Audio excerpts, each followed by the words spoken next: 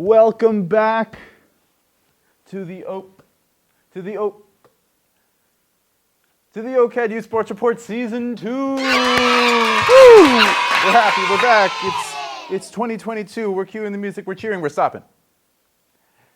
I'm so happy to be back here talking sports with you guys again. But we're going to take a little bit of a departure to start because we're not here to talk about sports off the cuff. We're talking about the weather. That's right. Because we have snow on the streets of Toronto. Piles of it right now. I don't know what it'll be like when you're watching this or even if you're in Toronto watching this. But where I am in Toronto, it is snowy. And I think it's good. I think we got to earn our spring, you know. We're part of Canada. We're a cold country. True north, strong and free. And we really got to live the winter if we're going to expect good things in the spring and the summer. I know if you're from Winnipeg, you're probably talking like, oh, Toronto, Winnipeg, we got minus 75 weather every day and snow up to my nose, and you guys don't even know. Duh. And I get it. I'd be grumpy too if I lived in Winnipeg. You guys might remember that at the beginning of the winter, I made a solemn vow on this camera, in this very room, that I myself, not a hockey player, not a skater, would learn the game of hockey at a serviceable rate. And I'm happy to say that I have begun, at least, to keep my word. I am working with my friend who is a very good hockey player. Multiple times a week, we're going out, we're working on the ice, we're skating, we're playing pickup hockey, shinny, if you will, with guys from the neighborhood, and it's been great. I'm not good, but I'm not terrible. I can stop, I can play defense, and I'm working on skating backwards. So it's a work in progress, but it's baby steps. It's been fun. We have a lot to talk about in the world of sports. Let's get into it.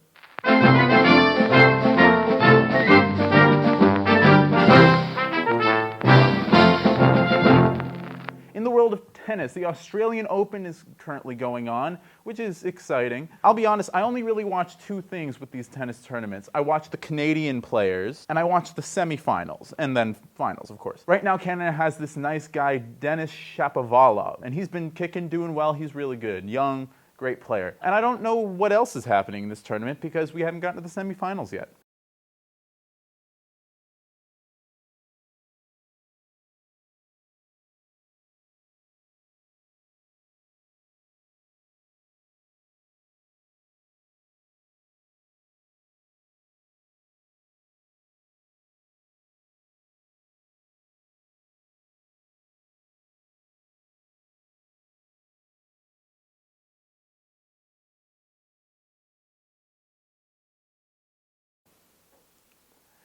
In the WNBA, Spurs assistant coach Becky Hammon has been hired as the head coach of the San Antonio Stars. You may be thinking, so a coach got hired, what's the big deal? It actually is a big deal. Hammon was the assistant coach for the NBA's San Antonio Spurs under the legendary Greg Popovich. Popovich has been long respected as one of the greatest basketball coaches of all time, tallying over 2,000 games and 5 championships over the course of his 26 years as a head coach in San Antonio. Undoubtedly one of the greats. But now at 73 years old and with the Spurs in the middle of their 3rd straight losing season, folks are starting to look at the next chapter of Spurs coaching. It's rough for Popovich. He looks like a skinny Santa. He's got a white beard and white hair now.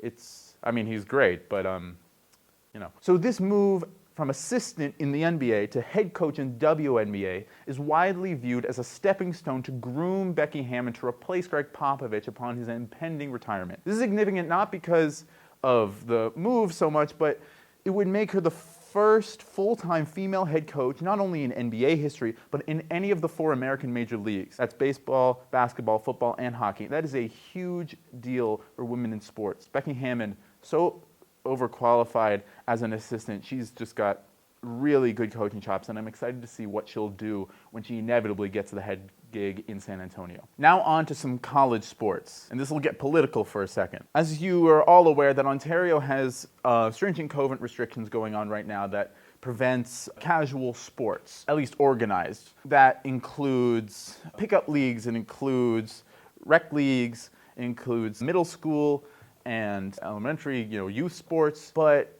there are exceptions to these restrictions when it comes to elite athletes in elite sports. The Ontario government released a statement about all of the athletic institutions and athletic organizations that will be permitted to continue their practices and games during Ontario's restricted period. Where that gets controversial is that Ontario universities and colleges have not been granted elite status, and the players and coaches are pissed. I know some players from around the college scene, some coaches too, and not only are they sad that they can't play and practice as anyone would be, they're offended that they're not considered elite by their government. It's the wording, I think, that especially rubs them the wrong way. The elite status, you are an elite athlete. And to suggest that these incredibly hardworking, incredibly gifted athletes at the collegiate level are not elite is offensive to all of the work they've done. It's hard to know what the right thing to do is in this situation, but when you're giving permission to marathon athletes to train, when you're giving permission to minor sports leagues, not to discredit them at all and compare them to non-professionals, but drawing those very thin lines in the sand makes it hard when you're giving your life to the game you love. In some Olympic news, the Winter Olympics are fast approaching, which will bring back Shaun White to the snowboarding scene. You'll all remember Shaun White, the superstar snowboarder, but it's hard to believe that he is now 35 years old. He used to be the kid hero of the snowboarding world, Jinja Ninja, Canadian national treasure, but at 35 we're gonna have to start calling him Sean Gray pretty soon.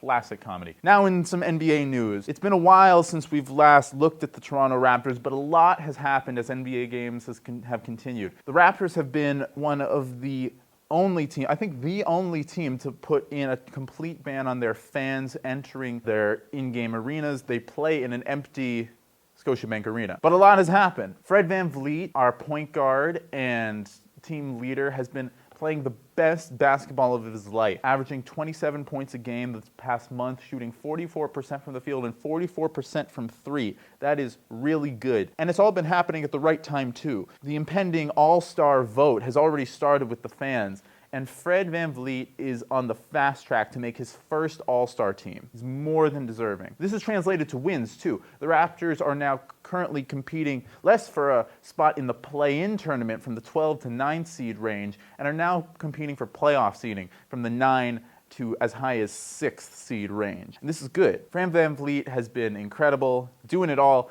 He's barely taller than Taylor Swift. Let's remember this, guys. But no, he's not the only Raptor who's been great. Pascal Siakam has been returning to his All-Star form. Whether he'll make the game this year is unclear, but we can hope and vote. And our star rookie, Scotty Barnes. You may look at his stats this past month and wonder if he's hit a rookie wall, a bit of a downturn. And while that may be true in some stances, it's been more about the way he's been used by the coaching system. One of the weaknesses of this Raptors roster is that when Fred VanVleet sits, when he rests on the bench, we don't really have a good backup point guard to replace his production in his minutes on the bench. Scotty Barnes, though he is 6'9", though he plays power forward, is been discovered as our best secondary playmaker. His passing vision at his size is just incredible. And during those VanVleetless minutes, he's been carrying a lot of the load as the playmaker, which means that his assist numbers have grown and his scoring numbers have decreased because he's setting teammates up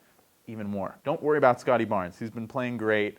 It's just not as quantifiable as it used to be, but he'll get back there, I'm sure. And now for our final segment. I know it's been a while since I've been in front of this camera talking to you, and we've had New Year's since then, which is why I want to talk a little bit about 2021 as a retrospective. We saw a lot of great things. The Atlanta Braves won the World Series. Tom Brady and the Tampa Bay Bucks won the Super Bowl. That's Brady's 7th ring. Crazy.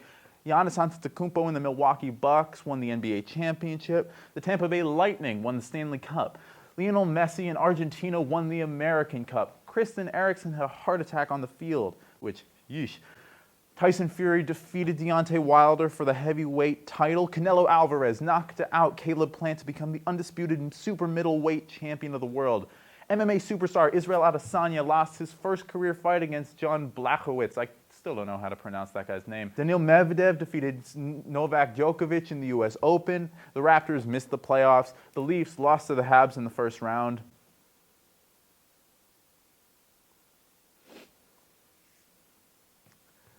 Golf happened. I don't know, golf. We've had seasons shut down, teams change, fans come in and out of arenas, COVID protocols run through leagues and then leave leagues, and then changing rules, and then rookies coming in, rookies becoming stars, players retire. It's been crazy to think about where we were just a year ago. It's been a wild ride this past year, and as I looked back writing this bit at all the things that have happened in just 12 months since the start of 2021, made me remember just how grateful I was to have sports during this insane and crazy time. It's been an incredible balm. We sports fans have this irrational love of the game, whatever our game might be. It's weird what it does to us on the inside, but it's also this great distraction from the troubles of the world. It's simpler. It's winning and losing. It's simpler and it's fun. And during a year of complexity and worry and danger at times, having sports there has been an incredible crutch. And I'm so grateful to have it more than ever. This has been the OCAD Youth Sports Report. My name is Avishai Saul. I'm so glad to be back with you guys for season 2, and I will see you all next week.